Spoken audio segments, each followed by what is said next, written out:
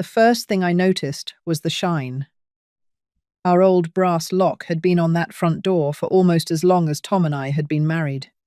It was scratched around the keyhole, dulled by rain, and stubborn every winter. Tom used to oil it each November and say, "That ought to outlast both of us." But when my sister June pulled into my driveway after Tom's funeral, the lock on my front door was bright silver, new. I stood there in the navy coat Tom had always liked, with white funeral lilies resting across the back seat of June's car. For one strange moment, I wondered whether grief had confused me.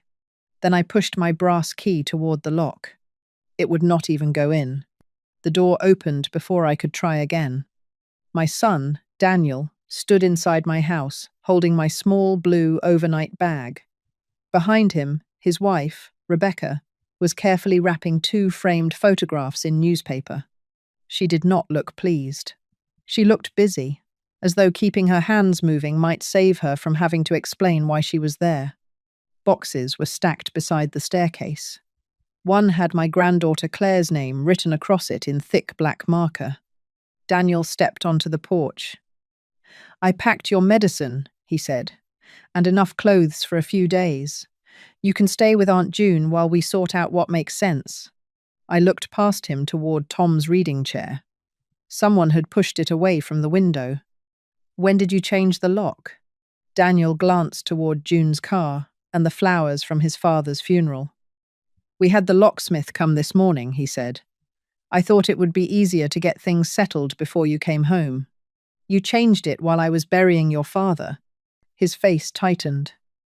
"Mom, please. Dad's gone. Somebody has to keep things moving. You shouldn't have to deal with all this right now." There it was. Not open cruelty. Something more difficult to argue with. Concern shaped like control. In Daniel's mind, authority had passed from father to son, and he had convinced himself that removing me from the decision was an act of kindness. I did not shout. I did not ask Rebecca to put down the photographs. I did not beg my son to let me into the house where I had raised him. I took the blue bag from his hand and walked back toward June's car. Daniel thought I was too shocked to resist. What he did not know was that the house had never been Tom's to leave him, and the paper Daniel needed from me still had an empty line where my signature should have been. I set the bag on my lap as June backed out of the driveway. She was crying harder than I was. June had always been quicker with tears and quicker with anger. I sat beside her, watching my house grow smaller in the side mirror. I kept seeing details. The silver lock, the boxes in the hall, a contractor's measuring tape lying near the living room doorway, Claire's name on a carton, Tom's chair pushed aside, Rebecca wrapping our photographs, not carelessly, but without ever asking whether they should be moved. "Call the police," June said. "Turn around, Evelyn." "Not tonight. He locked you out of your own home." "I know what he did." My voice sounded calm. My hands did not. I pressed them against the blue bag so June would not see them trembling. At her house, I opened it on the kitchen table. Daniel had packed my medication, 3 blouses, 1 nightgown, a toothbrush, and the jar of face cream beside my bathroom sink. He had remembered what kept me functioning. He had not thought about what would comfort me. There was no wedding photograph, no watch Tom had worn for 34 years, no recipe cards in my mother's handwriting, nothing I would reach for if grief woke me at 2 a.m. Most important, there was no faded red envelope containing the papers Daniel had once asked me to sign. June stood across from me with her telephone in her hand. "I'm not turning the night we buried Tom into a shouting match," I said. "First, I need to understand exactly what Daniel believes he has done." I reached into my purse and removed the old brass key. It lay warm and worn in my palm. It could no longer open the front door. But a new lock could not change the name written on the deed. Daniel thought I had gone quiet. I had only begun paying closer attention. And as I studied that key, I remembered the woman who had first placed it in my hand. My mother, Margaret, had been 46 when my father died. I was old enough to understand that grief was expensive. There were hospital bills, a mortgage, property taxes, and repairs that did not stop, simply because a woman had lost her husband. The porch sagged. The furnace rattled. Rain found its way through one corner of the roof every spring.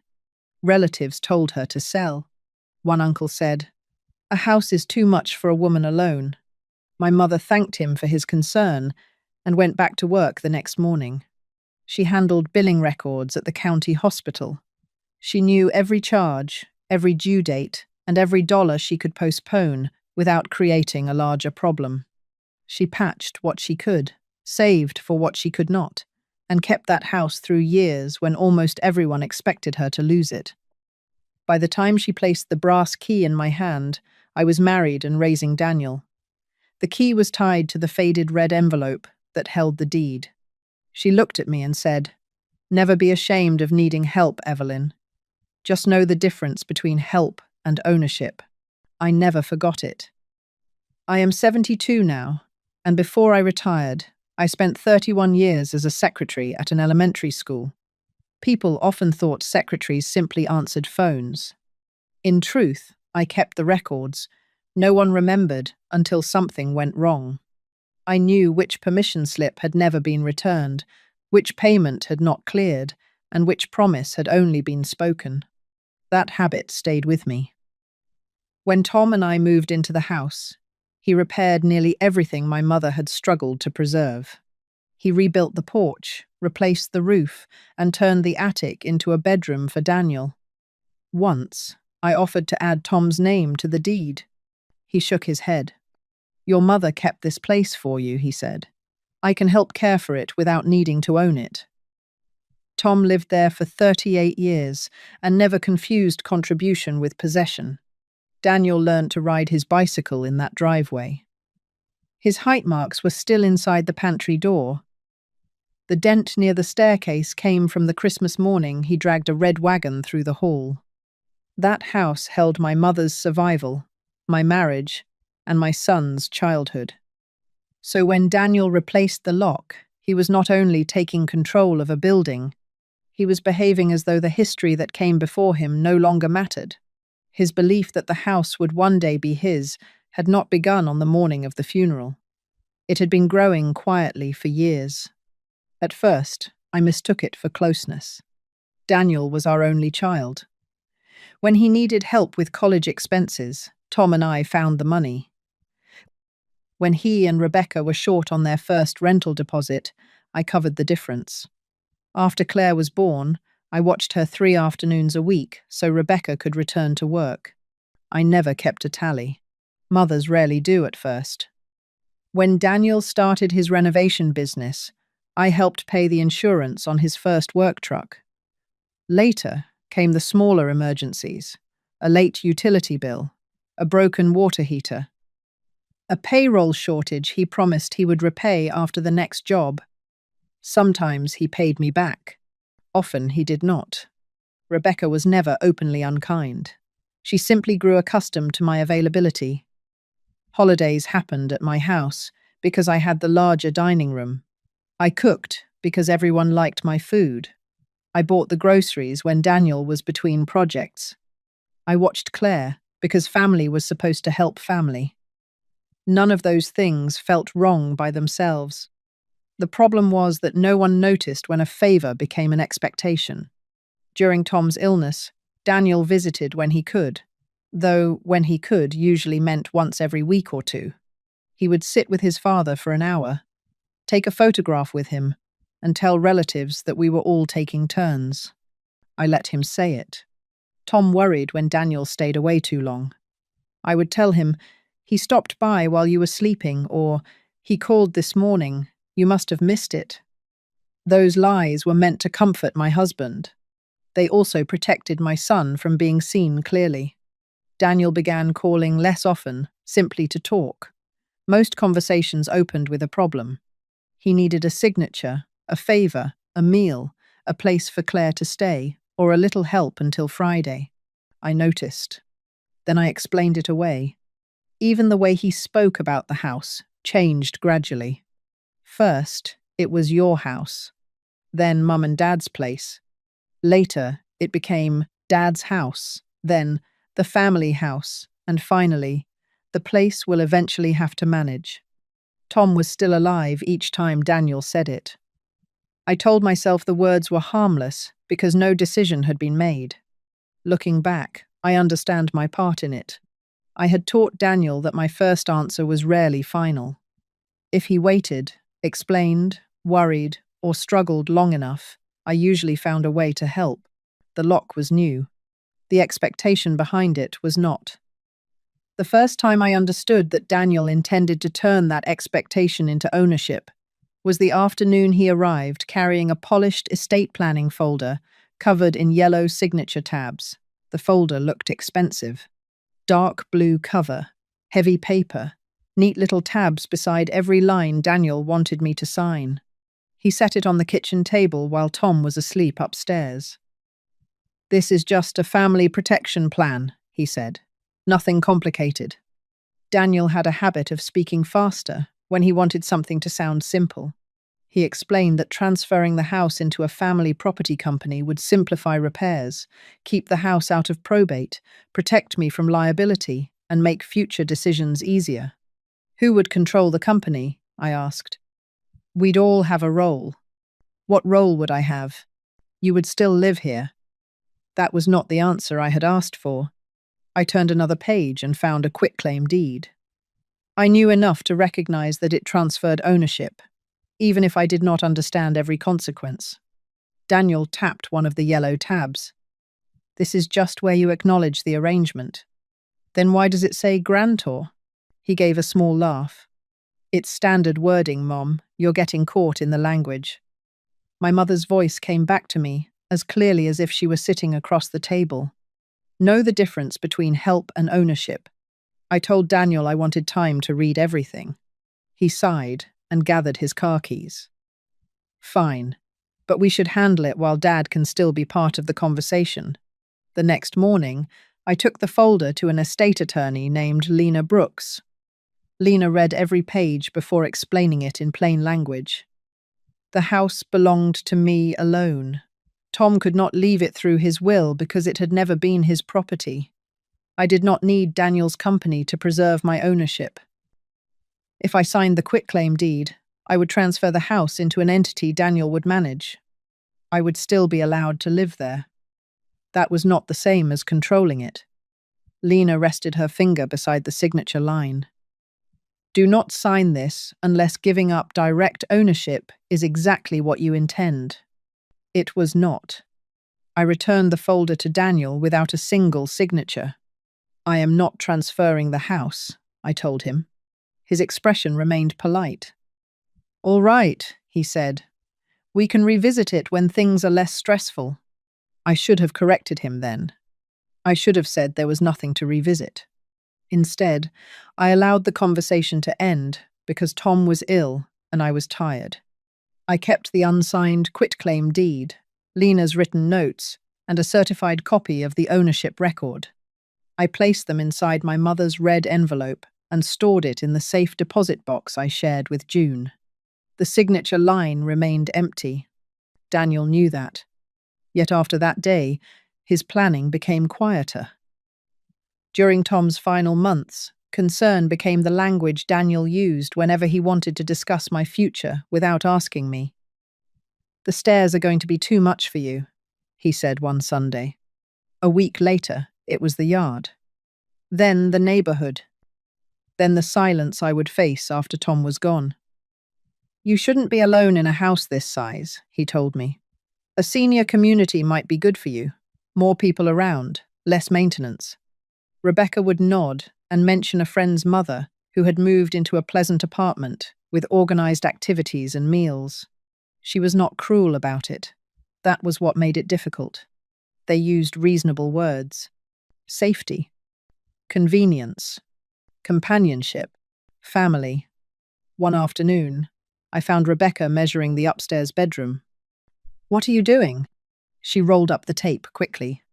"Daniel asked me to see whether some of Tom's equipment could be stored up here. Tom's hospital bed was downstairs. There was no plan to move it. Rebecca would not meet my eyes. A few days later, Daniel photographed the roof, basement, and back of the house. He said he was putting together estimates in case repairs were needed. Then he asked where I kept the deed. Why do you need to know that? I'm trying to make sure everything is organized. He also asked how quickly Tom's life insurance claim might be paid and whether there was still a mortgage. Each question had a practical explanation.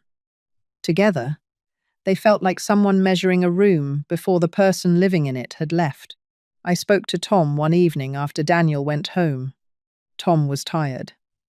Pain medication had made his eyes heavy. He's getting ahead of himself, I said. We'll sort it out, Tom answered. Daniel's worried. Tom had spent his life avoiding arguments he believed time might solve. Near the end, he had very little energy left for conflict. What I did not know was that Daniel had told Rebecca I had agreed in principle. He told Claire they might eventually move into the house, so I would not be alone.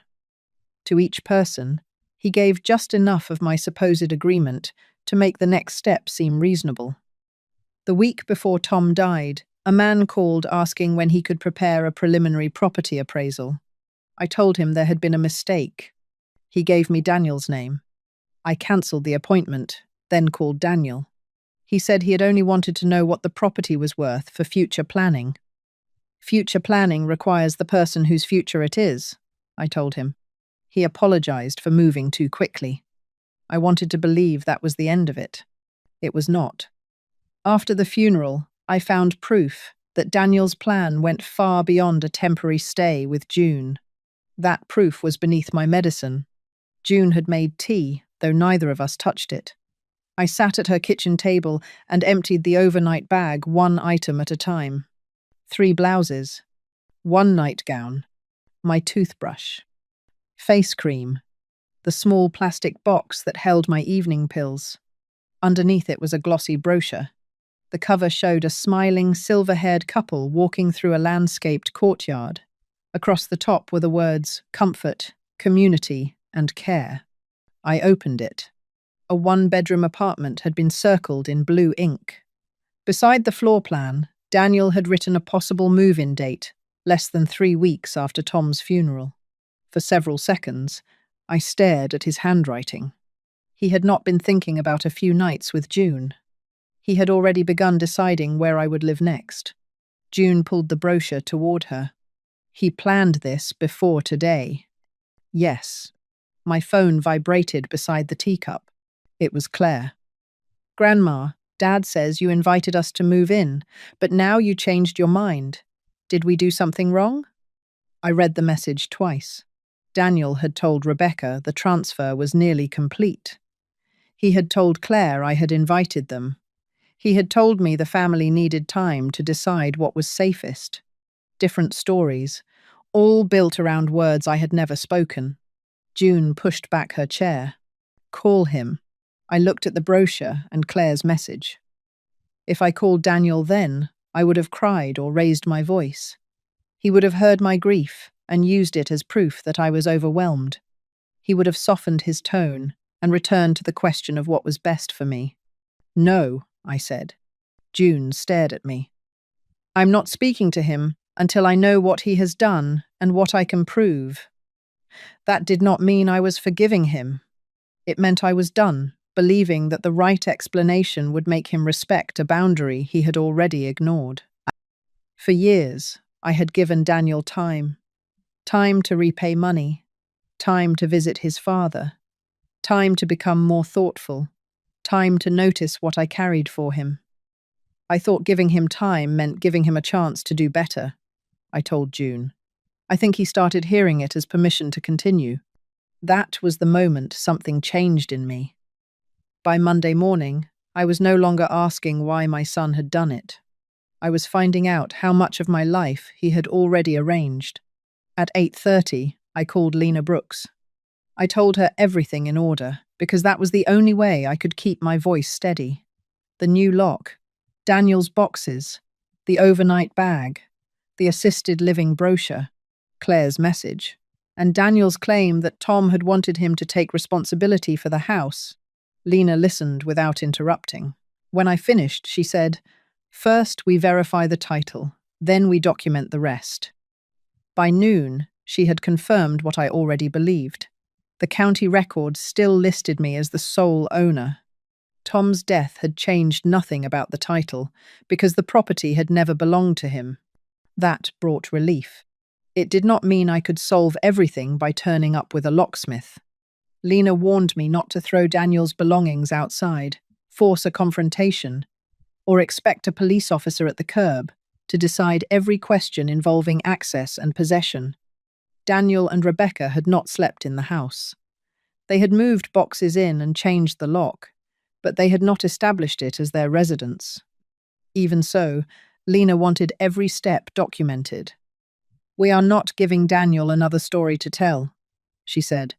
She prepared a formal written notice stating that I had never transferred ownership, had not invited Daniel's family to occupy the property, and revoked any permission he believed he had to enter or remain. The notice also directed him not to arrange appraisals, repairs, financing, or other property activity in my name. It was delivered with proof of receipt. June drove me to the house, where I photographed the new silver lock, the boxes visible through the windows, and the marks where furniture had been moved. I saved Claire's message and every text Daniel sent. Lena contacted the appraiser and supplied written confirmation that Daniel was not an owner or authorized representative. The appointment was cancelled. After the required notice was documented and Lena confirmed the local procedure, a locksmith restored my access. Daniel was given a scheduled time to collect the boxes he had moved inside, with June and another person present. Nothing was thrown away. Nothing was damaged. I wanted my house back. I did not want revenge performed on the front lawn.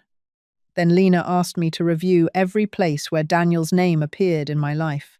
Emergency contact, medical agent, financial authorization, executor. Each line felt heavier than the one before it. Removing his name did not feel triumphant. It felt like admitting that my own son was no longer someone I trusted to speak for me when I could not speak for myself. Lena placed the certified deed on her desk. Then she laid Daniel's unsigned quitclaim form beside it. Her finger rested near the empty signature line. "He brought you a document because he knew a transfer was necessary," she said. "He cannot honestly claim he believed ownership had already changed." Until that moment, part of me had still wanted to call the funeral day lockout a terrible misunderstanding. The document made that harder. When the written notice reached Daniel, his tone changed before the day was over. Before Lena's letter, his messages had sounded like instructions. "Stay with June for a few days. Please do not upset Claire. Give us time to sort this out. Let me handle the house. Do not involve the rest of the family." After the letter arrived, the messages became questions. "Can we talk? Why did you involve an attorney? Are you really making us move everything back? What exactly did you tell Claire?" That final question revealed what frightened him most. It was not only the deed. It was the possibility that the different versions of my supposed agreement would be compared. Rebecca called that evening. Her voice was low and careful.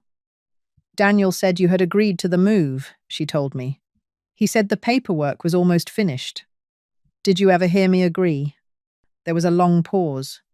"No," she said, "but he told me you understood what we were doing." I understood what Daniel wanted. I never agreed to it. Rebecca said they had already told their landlord they would not renew the lease. She reminded me that Claire needed stability. She asked whether I truly intended to leave my own family without a place to go. I could hear fear beneath her words. I could also hear what was missing. She had never called me before packing the first box. Other calls followed. A cousin said Daniel had probably panicked after losing his father. One of Tom's friends suggested grief had caused everyone to move too quickly. I stopped debating Daniel's intention. Whatever he meant to do, I said, he changed the lock without asking the owner. That was enough. Claire did not call. Her messages became shorter and then stopped. I knew she felt trapped between believing her father and loving me, so I did not pressure her. Meanwhile, the appraisal remained cancelled. The boxes were collected at the scheduled time. Daniel and Rebecca had to speak with their landlord and look for another rental. There was no courtroom scene. No one dragged their furniture into the street. The shift was quieter. At the beginning of the week, Daniel had told me where I would sleep.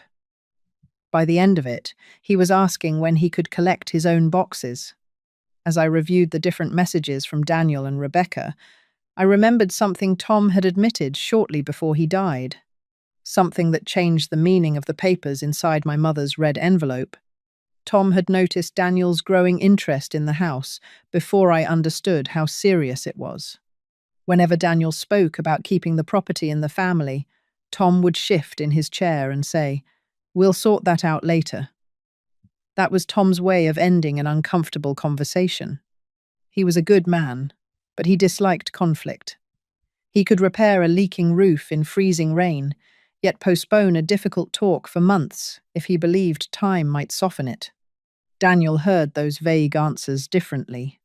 He treated later as though it meant eventually, yes. A few weeks before Tom died, I found him awake after midnight, staring toward the window. His breathing had become difficult, and speaking tired him, but he reached for my hand. "Daniel's talking like the house is already his," he said. "I know." I should have corrected him sooner. There was no grand speech. Tom was too weak for that, and we had never spoken to each other in speeches. He asked whether the deed was secure. I told him it was. Then he made me promise I would speak with someone independent before signing anything Daniel brought me. "I helped take care of this place," Tom said. "That never made it mine." I wished he had said those words to Daniel while he was strong enough to make him listen. But wishing did not change what had been left for me to do. After Tom's death, I opened my mother's red envelope. The certified deed was inside, along with Daniel's unsigned quitclaim form and Lena's notes. There was also a folded sheet of paper in Tom's handwriting. It said, "This house came from your mother. Whatever happens after me, the choice stays yours." I should have said that more clearly to Daniel. "Do not let anyone turn help into permission." I pressed the note against the table and cried. Not because it could save the house. The deed already did that. I cried because Tom had understood. His note was not legal proof. It did not transfer property or settle a dispute. It told me that he had never believed marriage, repairs, fatherhood, or family expectation gave anyone the right to choose for me. Still, I could not place all the blame on Tom's silence. I had protected Daniel too. I had softened his failures, exaggerated his help, and allowed his assumptions to sit at our table without challenging them. Tom had avoided the conversation. So had I. The difference was that I was still here to finish it. 2 days later, Daniel asked for a family meeting. Before he even sat down, he said he was only trying to carry out his father's wishes. We met at my kitchen table after I had regained access to the house. The hallway was clear again, and Tom's chair had been returned to the window. June sat beside me with her hands folded in her lap. She had promised not to interrupt unless I asked. Rebecca came with Daniel. Claire did not. I refused to place a 17-year-old girl in the middle of a confrontation between adults. Daniel looked tired. His business had lost 2 projects, and the problem with the lease had become urgent. I understood the pressure he was under. Understanding it did not make what he had done acceptable. "We need to stop acting like I attacked you," he began. "I was trying to protect you." I waited. "You should not be living here alone. My lease was ending. Dad wanted the house kept in the family. We had a chance to make something work for everyone." "For everyone?" "You would have had somewhere safe. We would have maintained the property. Claire could stay in the neighborhood. Nothing had to be permanent." Rebecca looked down at the table. Daniel continued. He said Lena's letter had made the situation hostile. He said involving an attorney had frightened Claire and embarrassed the family. He said he had expected us to discuss the arrangement after the funeral, once I had rested. You changed the lock before the discussion, I said. I thought it would be easier if the practical part was handled first. For whom? He did not answer. I turned to Rebecca. What did Daniel tell you about the transfer? She glanced at him. He said you agreed with the plan but had not completed the last papers. I looked back at my son. Did I invite you to move into this house? Daniel shifted in his chair. You knew we were discussing it. That was not my question. You understood that we were trying to prepare. Knowing someone has made plans for you is not the same as accepting them. I placed the assisted living brochure on the table and opened it to the circled apartment. Did I agree to this? Daniel looked at the date written in his own hand. I was gathering information. You wrote a move-in date. It was a possibility. You were grieving. Somebody needed to look ahead. Looking ahead does not mean choosing for me. His voice hardened. Mum, Dad trusted me to take care of things. He wanted the house protected. He always said it should stay in the family. There it was. Daniel had begun with safety and concern. Eventually, he reached the belief underneath them. He thought Tom's vague words had given him authority. I let him continue. He spoke about repairs, taxes, insurance, the value of the property, and the burden of maintaining it. He described himself as the only person willing to face reality. I listened, because I wanted him to say everything before the facts reached the table. When he finally stopped, I placed my hand on my mother's red envelope. There is something you need to see, I said. I opened it and laid the certified deed between us. My name appeared as the sole owner. Not Tom's. Not Daniel's. Mine. Daniel glanced at it. I know Grandma left it that way, he said. But Dad treated this as the family home. It was our family home. That did not make it family property. He leaned back as though I were arguing over a technicality. I reached into the envelope again and placed the quitclaim deed beside the certified record. The yellow tabs were still attached. Who brought me this document? Daniel's expression changed. You know I did. What was it supposed to do? Rebecca leaned closer. Daniel looked at the paper, but did not answer. I turned it, so the unsigned line faced him. If the house was already yours to manage, why did you need me to transfer it?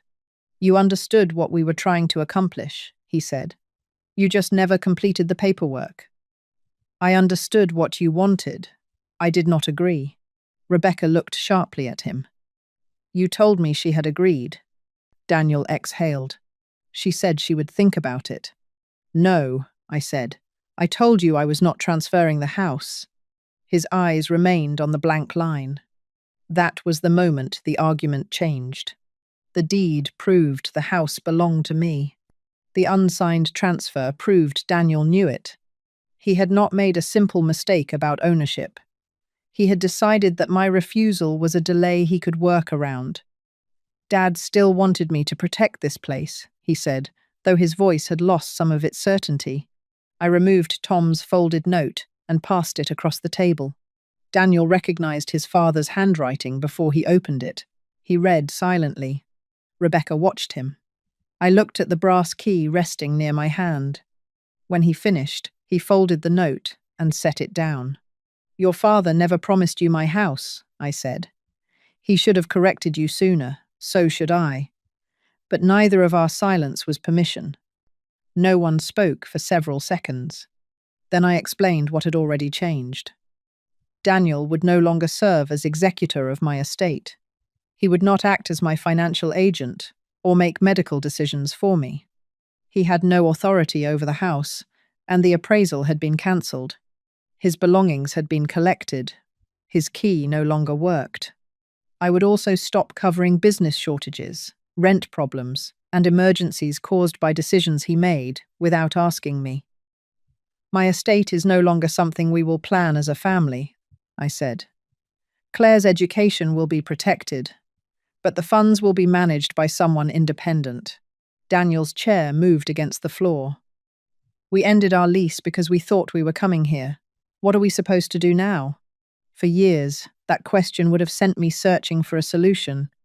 A spare room, a check, a phone call. Anything that kept Daniel from feeling the full weight of his choices. This time, I remained seated. You made a housing decision based on property you did not own, I said. I am not going to pay for that decision. He looked at me as though something familiar had disappeared from my face. Perhaps it had. The mother he knew had always stood between him and the consequences of his choices. That afternoon, I stepped aside. Not because I no longer loved him. Because love had become the excuse he used to avoid responsibility. The house was mine again, in every practical sense. But after Daniel and Rebecca left my kitchen, another question remained. Could I still call it home, after learning how easily my own son had planned a future without me in it? I did not have the answer. Daniel called 3 days later. I was trying to do what Dad would have done, he said. Your father would have asked me. He went quiet. Then he explained the lease, his business problems, and the money he had already spent preparing to move. None of it sounded invented. It simply did not excuse the choice he had made. You solved your housing problem by creating one for me, I said. Pressure explains why you were desperate. It does not give you ownership. His next apology came a week later. It was longer, but still mostly about fear and confusion. He said he had convinced himself that everything would be easier once the move was completed. He was not yet ready to call what he had done a betrayal. Rebecca came alone. She sat across from me at the kitchen table and admitted that part of her had known something was wrong. Daniel said you agreed, she told me. I did not ask because I was afraid you would say no. It was the most honest sentence either of them had given me. I appreciate you telling me, I said, but honesty afterward does not restore trust immediately. I know. For once, she did not ask me to make her feel better. Claire visited the following Saturday. She asked to see the transfer papers. I showed her the quitclaim deed. Her eyes stopped on the empty line. Dad brought you this himself? Yes. And he knew you did not sign it. He watched me return it unsigned. She sat very still. I thought you had changed your mind. I never made the decision he told you I changed. I'm sorry I believed him. You believed your father, I said. I am not going to punish you for that. But next time, ask me before someone explains my choices for me. Claire nodded. That small promise mattered more than a dramatic apology. Daniel had thought he might lose a house. What he actually lost was automatic trust.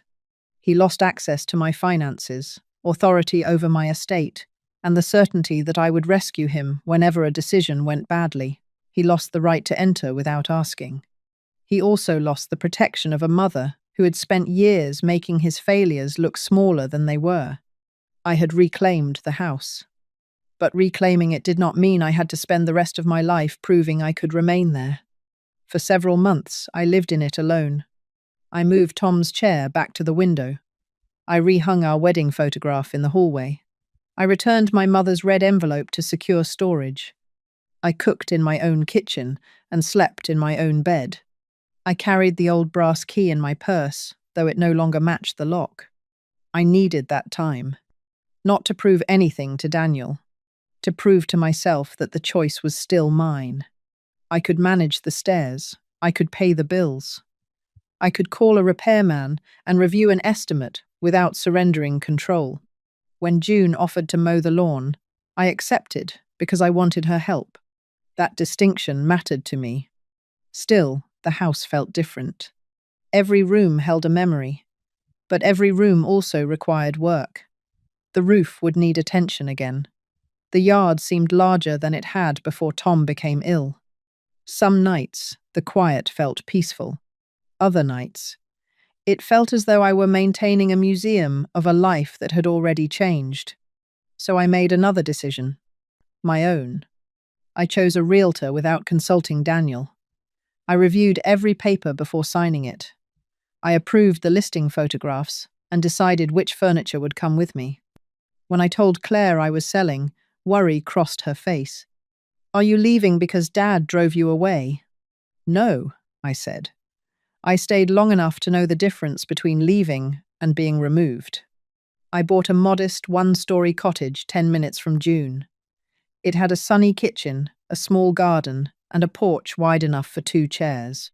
Claire helped me plant lavender beside the steps. Daniel did not see the cottage until I invited him. He called first, arrived at the agreed time, and knocked. I opened the door. We spoke carefully. He asked about the garden and whether the roof had been inspected. For once, the questions sounded like questions, not instructions. Before he left, he stood near the front door and looked at the single key hanging on the wooden hook. "I treated your no like it meant not yet," he said quietly. "I understand that now." It was the first apology that named what he had actually done. I believed he meant it. Believing him did not erase the past, and it did not earn him a key. But it gave us one honest place from which to begin. After he left, Claire touched the key on the hook. "Do you think Dad will ever get one?" I looked at her. "Someday is possible," I said. "Automatic is not." She nodded, as though she understood more than I expected. Inside my desk, I kept 3 things from the old house: my mother's faded red envelope, Tom's photograph, and the brass key Daniel had made useless. The key no longer opened anything. Still, I could not throw it away. It reminded me that I had reclaimed more than a house. I had reclaimed the right to decide when I stayed, when I left, and who was allowed to enter. For years, I believed an open door proved that I loved my family. I know better now. Love is also measured by whether people respect the person standing on the other side. Daniel changed a lock because he believed grief had made me easy to manage. He was wrong. A mother's love is not a deed. Silence is not a signature. And protecting my peace was not revenge. It was the moment I stopped asking permission to belong to myself. Have you ever had to close a door, not because you stopped loving someone, but because they stopped respecting what was on the other side?